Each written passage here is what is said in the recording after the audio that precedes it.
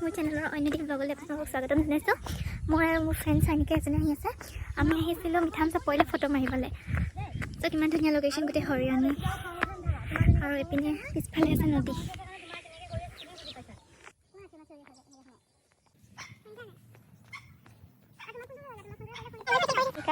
আলু খেতি কৰি আছে চব।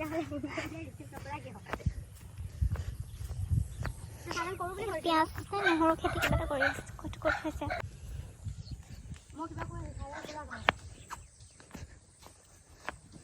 দ্ৰোণ শাক, এতিয়া আমি দ্ৰোণ শাক বুটলিম, মানে দ্ৰোণ শাক খাই ভাল লাগে আৰু সেইটো কাৰণে লৈ যাওঁ। এইখন চব নদী, দৈগু নদী। অকল মানুহে পিকনিক খাই আছে। বন হয়, মই দ্ৰোণ বন ইয়াত পাইছোঁ, লৈ লৈছোঁ। মানে দ্ৰোণ বন খাই বহুত ভাল লাগে, সেইবাবে লৈছোঁ। নদী কিনাৰ হয় ন, ধেৰ মানে য'তে ত'তে গোটেইখন দ্ৰোণ বনেই আৰু দ্ৰোণ বন ফুৰিবলৈ না আলহী।